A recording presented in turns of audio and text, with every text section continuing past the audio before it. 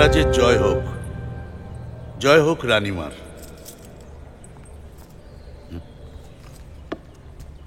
এই নিন মহারাজ, আপনাদের জন্য আমার ছোট্ট উপহার।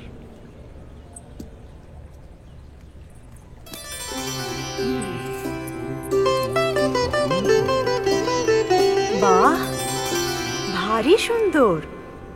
তোমার কোন দেশ, কোন শহর? রকম সকম দেখে মনে হয় তুমি তো এই রাজ্যের নয়। রানীমার জয় হোক। ধরেছেন বিলক্ষণ। বোম্বাগড়ের উত্তরে যে বিশাল শালবন, তার 300 কোস দূরে দুইখান নদী পার করে গুর্জর রাজ্যের হাতিমবাদ শহরে আমার নিবাস। তারপর নানা দেশ ঘুরে ভাগ্যের তরে এসেছে এই শহরে। সবাই গবু বলেই ডাকে আমার। শুনি নাই এমন দেশের কথা। মন্ত্রী, খাটাও তোমার মাথা।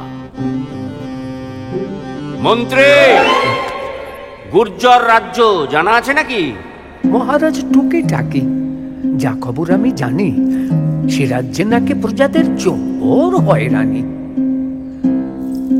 প্রজারা খেতে চাইলে মূলো তাদের কানে দিয়ে তুলো আর পিঠে দিয়ে কুলো, দেখবি তোমার। এ কথা সত্যি নাকি গবু? জানা দরকার আমার। মহারাজ মিথ্যে রটনা, এসব সত্যি না। তবে সে রাজা ভারী বিচক্ষণ। তার রাজকোষ পূর্ণ সোনা দানা মণি মুক্তায়। ভাড়ার হয়নি খালি, অযথা করেন না দান বিতরণ। মন্ত্রী, দান বিতরণে কি হয় রাজকোষ খালি? মহারাজ সব গ্লোবাল মার্কেটের বাওয়ালি। প্রজাদের খাজনার টাকাতেই তো আপনার ভাড়া। আজ তাদের কিছু দিলে কদিন পরে ফিরে আসবে আবার। সর্বনাশ! এইসব প্রাচীন কথা। মহারানী খাটান মাথা। স্বর্ণালঙ্কার যা আছে আপনার যদি বিলিয়ে দেন বারবার, তাহলে আপনার থাকবে কি?